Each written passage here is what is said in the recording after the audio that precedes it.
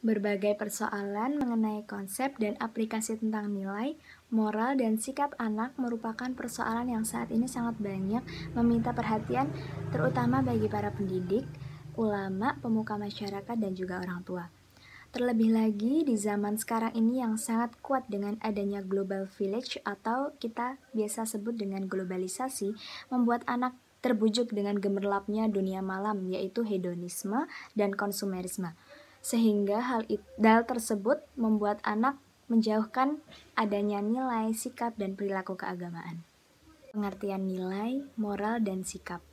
Menurut Sprenger, nilai diartikan sebagai suatu tatanan yang dijadikan panduan oleh individu untuk menimbang dan memilih alternatif keputusan dalam situasi sosial tertentu. Sprenger menggolongkan nilai ke dalam 6 jenis, yaitu yang pertama ada nilai teori atau nilai keilmuan, kemudian yang kedua ada nilai ekonomi, kemudian yang ketiga ada nilai sosial atau nilai solidaritas, kemudian yang keempat ada nilai agama, yang kelima ada nilai seni, dan yang keenam ada nilai politik dan nilai kuasa. Kemudian, istilah moral berasal dari kata Latin mos, moris, dan mors, yang berarti adat istiadat, kebiasaan, peraturan, atau nilai-nilai, atau tata cara dalam kehidupan. Moral merupakan rangkaian nilai tentang berbagai macam perilaku yang harus dipatuhi atau kaidah norma dan pranata yang mengatur perilaku individu dalam hubungannya dengan kelompok sosial dan masyarakat. Sikap menurut Fischeben 1985 ialah predisposisi atau kecenderungan emosional yang dipelajari untuk merespons secara konsisten terhadap suatu objek. Sikap diekspresikan ke dalam kata-kata atau tindakan hasil reaksi terhadap objek, baik orang, peristiwa, situasi, dan lain sebagainya. B. Hubungan antara nilai, moral, dan sikap. Nilai merupakan tatanan atau kriteria tertentu di dalam diri individu yang dijadikan dasar untuk mengevaluasi sesuatu. Moral adalah tatanan perilaku yang memuat nilai-nilai untuk dilakukan individu dalam hubungannya dengan individu lain atau masyarakat. Sikap adalah kecenderungan individu untuk merespon terhadap objek sebagai perwujudan dari sistem nilai dan moral yang ada dalam dirinya. Jadi antara nilai, moral, dan juga sikap ini memiliki hubungan yang sangat erat, karena nilailah yang akan mengarahkan pada pembentukan moral tertentu. Kemudian selanjutnya, moral yang sudah ada akan menentukan sikap tiap individu dalam menentukan perilaku antara yang baik dan buruk. C. Konsep perkembangan moral anak. Konsep perkembangan moral merupakan buah pikiran dari Piaget dan Norman J. Boole. Kedua ahli ini menceritakan adanya strategi pendidikan moral yang disesuaikan dengan tahap-tahap perkembangan moral pada anak. Piaget mendefinisikan tahap perkembangan moral pada anak sebagai berikut. 1. Pramoral, yaitu anak merasa tidak wajib untuk menaati peraturan. 2. Heteronomi, yaitu anak merasa bahwa yang benar adalah patuh pada peraturan dan harus menaati kekuasaan. 3. Autonomi, yaitu anak telah mempertimbangkan tujuan dan konsekuensi ketaatannya pada peraturan. D. Tahap perkembangan moral anak. Moral berkembang melalui adopsi terhadap norma-norma sosial. Anak biasanya mengambil norma dengan cara mencontoh. John Dewey mengemukakan ada 3 perkembangan moral. Yang pertama, tahap pramoral, yang kedua, tahap konvensional, dan yang ketiga, tahap otonom. Piaget membagi perkembangan moral menjadi 3 juga. Yang pertama, premoral pada anak usia 0-5 tahun. Kedua, heteromus morality pada anak usia 5 tahun ke atas sampai 10 tahun. Yang ketiga, autonomy morality pada anak usia 10 tahun ke atas. Menurut Kohlberg, tahap perkembangan moral dibagi menjadi 3. Tahap pertama adalah prakonvensional pada anak usia 4-10 tahun. Pada tahap ini, nilai moralitas suatu tindakan dilihat berdasarkan konsekuensi langsung. Tahap ini dibagi menjadi 2 fase. Fase pertama adalah orientasi mematuhi suatu aturan agar terhindar dari hukuman. Pada fase ini, anak akan lebih memfokuskan kepada konsekuensi dari tindakannya.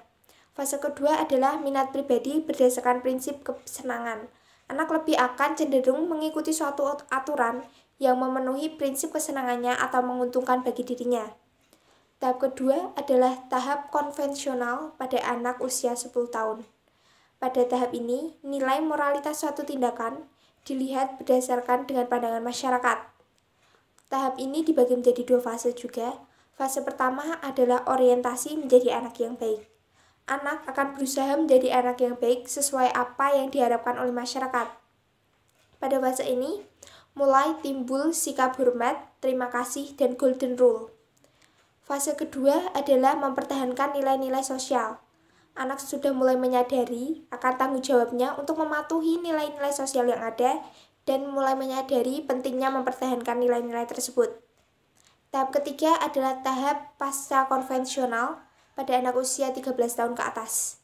Pada tahap ini anak sudah mulai menyadari adanya konflik standar moralitas yang berdasarkan dengan kebenaran, kejujuran, dan keadilan.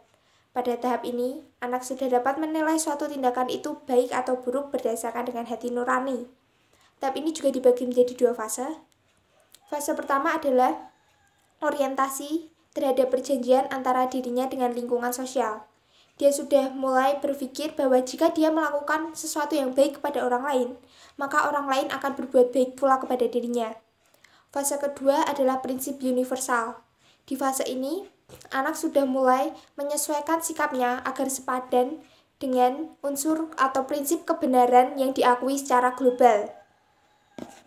Faktor yang mempengaruhi perkembangan nilai, moral, dan sikap anak. Nilai, moral, dan sikap serta perilaku keagamaan adalah aspek-aspek yang berkembang pada diri individu melalui interaksi antara aktivitas internal dengan pengaruh stimulus eksternal.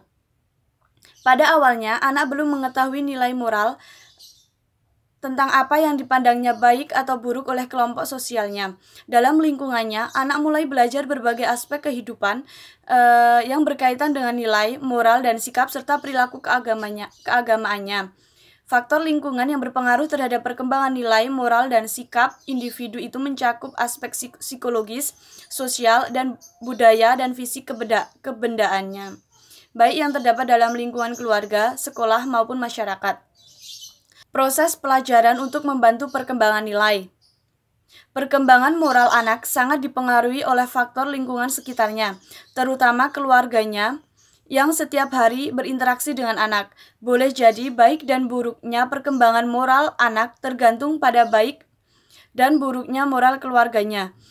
Agar perkembangan moral anak dapat berkembang dengan baik, sebaiknya keluarga utamanya ayah dan ibu memperhatikan hal-hal sebagai berikut. 1. Konsisten dalam mendidik. Ayah dan ibu harus memiliki sikap dan perilaku yang sama dalam melarang dan membolehkan tingkah laku tertentu pada anak. Ketidakkompakan orang tua dalam mendidik anaknya berakibat kurang baik terhadap moral anak. Maka sebaiknya ayah dan ibu menyamakan persepsi dalam memberikan didikan pada anaknya. 2. Sikap orang tua dalam keluarga. Anak adalah orang yang paling pintar untuk meniru. Jadi, sebaiknya orang tua memberikan contoh atau teladan moral yang baik pada anak-anaknya agar di masa yang akan datang anak-anaknya menjadi orang yang berguna. Jangan bersikap yang kurang baik di depan anak, entah itu dengan tetangga, keluarga, ataupun dengan orang-orang terdekat. 3. Penghayatan dan pengamalan agama yang dianut. Orang tua berkewajiban menanamkan ajaran-ajaran agama yang dianutnya kepada anak, baik berupa bimbingan-bimbingan maupun contoh implementasinya dalam kehidupan sehari-hari. Dengan perkembangan moral keagamaan yang baik pada anak, sudah barang tentu akan berpengaruh terhadap budi pekerti atau tingkah laku anak pada masa yang akan datang. Di samping faktor pengaruh keluarga, faktor lingkungan masyarakat dan pergaulan anak juga mempengaruhi perkembangan moral keagamaan anak.